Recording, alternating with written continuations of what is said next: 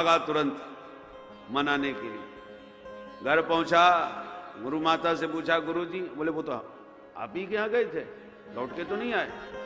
अब खोजता फिरा, कहीं पता नहीं। अब घबराया, सीधा श्री हरि की शरण में गए। इंद्र पहुंचा, हमारे गुरुदेव नाराज होकर चले गए, अब क्या होगा। ब्रह्मा जी से निवेदन किया तो ब्रह्मा जी ने कहा सुनो। ब्रह्मा जी ने पहले नारायण के पास भेजा, तो नारायण ने सलाह दी, जब तक तुम्हारे गुरुजी खुश न हो जाएं, तब तक के लिए तुम विश्वरूप को अपना मार्गदर्शन बना लो। गुरु के बिना गति नहीं है। उनको ढूंढो, उनको मनाओ, और न मने, जब तक न मिले तब तक के लिए विश्वरूप से काम चलाओ, अस्थायी रूप से। ठीक है महाराज। तब आए विश्वरूप के पास, निवेदन किया, आप हमारे पुरोहित बन जाओ। विश्वरूप ने कहा सुनो, कि पुरोहित कर्म बहुत निंदनीय होता है। तमाम प्रकार के उल्टे सीधे दान लेने पड़ते हैं, दान से बुद्धि दूषित होती है। हमको इन सब की जरूरत नहीं है, कि हम तो शिलोंग वृत्ति से संतुष्ट रहने वाले ब्राह्मण हैं। शिलोंग वृत्ति उसको कहते हैं जब किसान खेत काटता है, फसल काटता है, उसमें जो अन्न गिर जाता है उसको आप बीन लाइए, उसको कहते हैं शिला। और जहां पर अन्न का क्रय विक्रय हो रहा हो, बेचा जा रहा हो, तो उस समय बेचते समय, तौलते समय बहुत सा बिखर जाता है, उसको उठा लाओ, उसको कहते हैं उंच्र। तो जो तपस्वी ब्राह्मण होते हैं वो शिला और उंच्र को बीन करके ही अपना पेट भर लेते हैं। भिक्षा तक नहीं मांगते, किसी के सामने हाथ नहीं फैलाते। और यह अन्न परम पवित्र अन्न माना गया है, इसमें कोई दोष नहीं होता। देने वाला तो न जाने किस कामना से दे रहा है, उसका दिया हुआ अन्न न जाने कैसा है, परंतु जो खेत में बिखरा है और अनाज मंडी में बिखरा है, वो तो किसी का नहीं है, गिरा हुआ है। तो वो अन्न बीन के जो पावे, उसकी बुद्धि सदैव शुद्ध रहती है, क्योंकि देने वाली की कोई वासना उसमें नहीं है। ना तो देने का कोई कष्ट है, देने वाले को कष्ट भी हो सकता है, ये बाबा जी कहां से आ गए, तो भी अन्न में दोष। और उसका व्यापार यदि गलत है, उसकी भावना गलत है, या देने से पुण्य होगा महाराज, तो माने कोई ना कोई वासना अन्न में रहती है। चाहे वो अपने पुण्य कमाने के लिए दे रहा है, तो जो लेगा उसका पुण्य लेगा। यदि उसका अन्न अशुद्ध है तो खाने वाली की बुद्धि अशुद्ध करेगा। पर शिला और उंच्र का जो अन्न है, कण है, वो परम विशुद्ध है। तो कहते अकिंचना नाम हि धनम शिलोंक्षणम।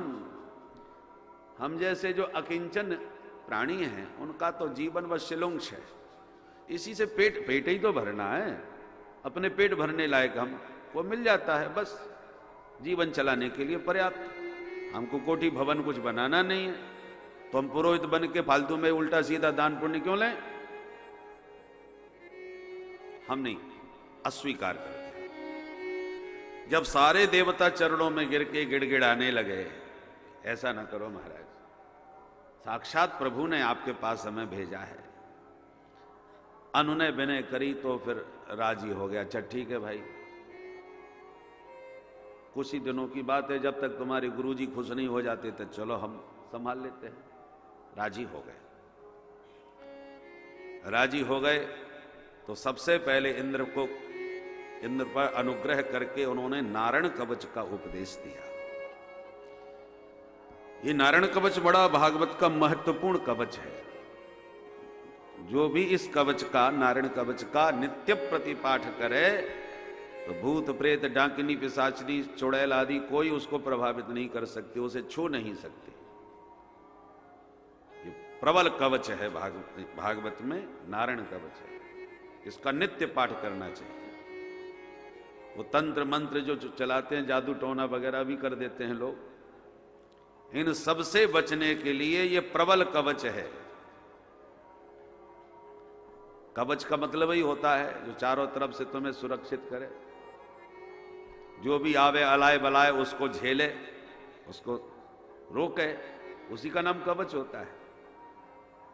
तो यह कवच विश्वरूप ने इंद्र को प्रदान किया। और भी देवताओं की शक्ति का संवर्धन करने के लिए उन्होंने बहुत विशाल एक यज्ञ किया। विश्वरूप के आचार्यत्व में यज्ञ हुआ। यज्ञ करते करते विश्वरूप को लगा दैत्य हमारे मामा जी हैं, क्योंकि दैत्यों की बहन रचना के ये बेटा है। तो विचार किया कि मैं देवताओं को इतना बलशाली बनाता जा रहा हूं कि हमारे मामा जी तो बहुत परेशान होंगे, मामा जी कमजोर पड़ जाएंगे। तो थोड़ा मातृपक्ष मामा में भी ममता होती है। तो इसलिए इन्होंने क्या किया, यज्ञ में देवताओं का नाम तो बड़ी जोर जोर से बोलते हैं, सूर्याय स्वाहा,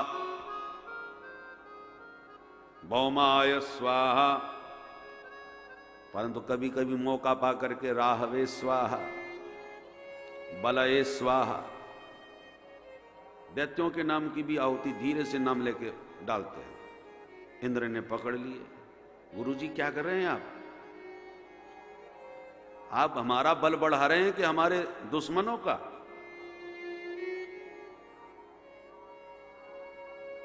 तो उस समय रुक जाते और जब भी मौका पाते तो फिर आहुति डाल देते। टोकने पर भी माने नहीं, मौका पाए और अपना काम किए। क्रोध आ गया इंद्र को, तुरंत खड्ग उठा करके जय सिया राम, गुरु जी की गर्दन उड़ा दी मैंने। बोलो राधे राधे। विश्वरूप के 3 सिर थे, तीनों सिरों को काट दिया। अब एक ब्रह्मनिष्ठ विद्वान, और वो भी गुरुदेव, गुरु बना करके उनकी हत्या की है, तो ब्रह्म हत्या लग गई। इंद्र घबराया ब्रह्म हत्या से कैसे बचें, तो ब्रह्म हत्या को 4 भागों में बांट के 4 लोगों को सौंपा, अपने को बचाया। पहला हिस्सा पृथ्वी को दिया। चारों परोपकारी हैं, पृथ्वी जैसी सहिष्णुता किसमें होगी भाई? मलमूत्र भी त्याग रहे हैं, गड्ढे भी गहरे खोद रहे हैं, पूरी पृथ्वी को सछिद्र कर दिया, खोद खोद करके रख दिया है? भीतर तक पूरी ट्रेन चली जाती है, खोद डाला पूरा। मां पृथ्वी सब सह लेती है, कुछ नहीं बोलती। इसलिए धरती माता कहते हैं। हमारे ऋषि मुनियों का चिंतन कितना अद्भुत है। इसलिए उन्होंने कहा कि पृथ्वी पर जब पैर रखो तो माफी मांगो पहले मां से। छोटा बच्चा हाथ पैर खूब पटकता है मां की गोद में, तो मां बुरा नहीं मानती, पर समझदार होने पर तो वो मां को प्रणाम करे। ना समझी ने आपने कितने भी अपराध किए हों, पर जब समझदारी आवे तब तो पृथ्वी मां को प्रणाम करके कृतज्ञता प्रकट करनी चाहिए। इसलिए हमारे यहाँ प्रातःकाल जब पलंग से नीचे पैर रखते हैं तो कहते हैं, समुद्र वसने देवी पर्वतस्तन मंडले विष्णु पत्नी नमस्तुभ्यम पादस्पर्शम क्षमस्व में। हमारे चरण स्पर्श को आप क्षमा करें, ये भावना। तो पृथ्वी ने एक अंश लिया जो ऊसर भूमि के रूप में प्राप्त हुआ,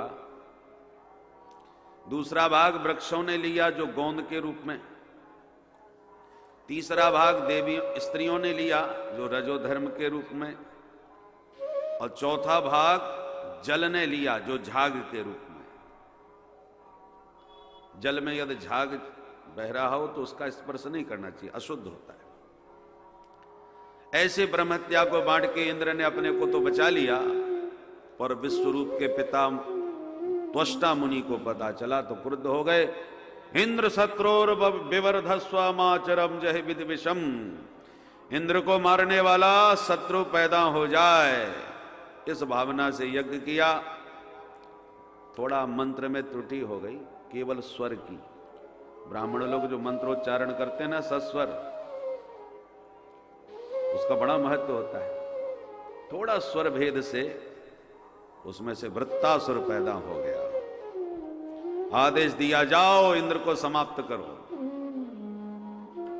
यज्ञ ही इसी काम के लिए हुआ था। जो वृत्तासुर इंद्र को मारने चला, उसका भयानक रूप देख करके भगदड़ मच गई देवताओं में, ये तो सबको खा जाएगा। बहुत भयंकर विशाल असुर।